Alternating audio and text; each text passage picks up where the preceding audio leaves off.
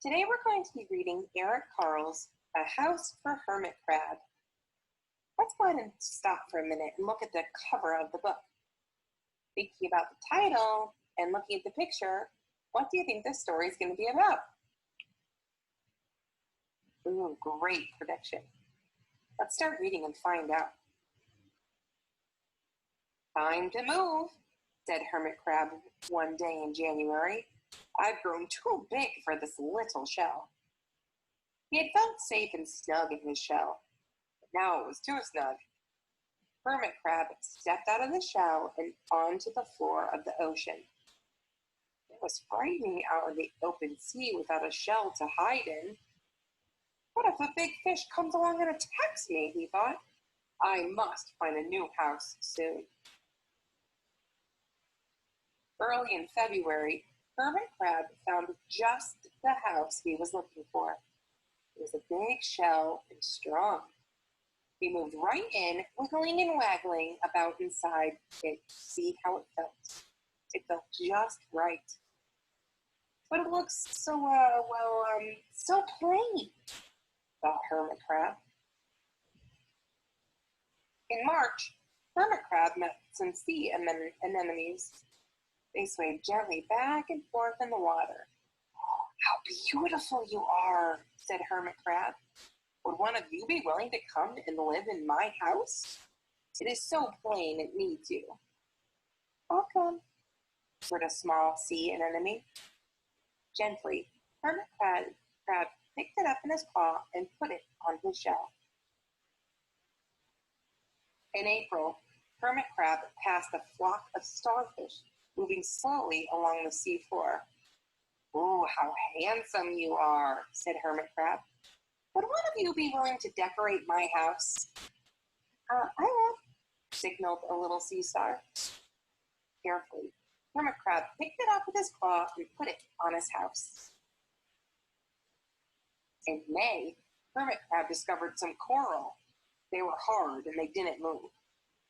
"Oh, wow, how pretty you are," said Hermit Crab. "Would one of you be willing to help make my house more beautiful?"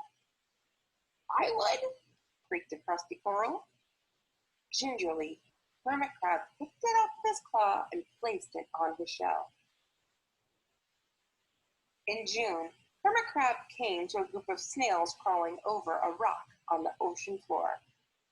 They grazed as they went, picking up algae and bits of debris and leaving a neat path behind them. "Wow, how tidy and hard-working you are," said Hermit Crab. "Would one of you be willing to come and help clean my house?" I would, offered one of the snails. Happily, Hermit Crab picked it up with his claw and placed it on his shell. In July, Hermit Crab came upon several sea urchins.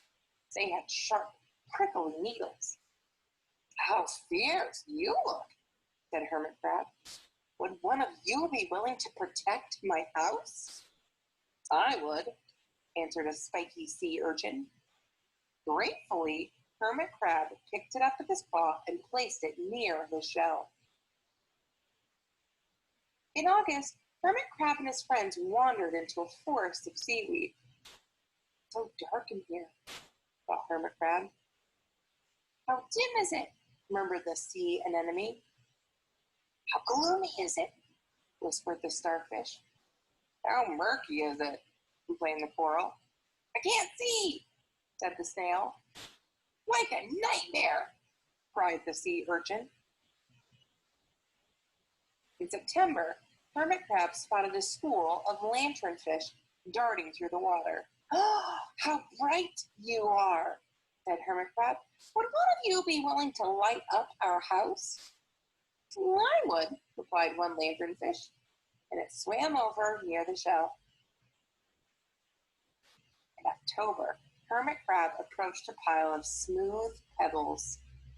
"How sturdy you are," said Hermit Crab. "Would you mind if I rearranged you?" Not at all, answered the pebbles. Hermit Crab picked them up one by one with his claw and built a wall around his shell. "Now my house is perfect. cheered Hermit Crab. Oh no, but in November, Hermit Crab felt that his shell seemed a bit too small. Little by little, over the year, Hermit Crab had grown. Soon he would have to find another, bigger home.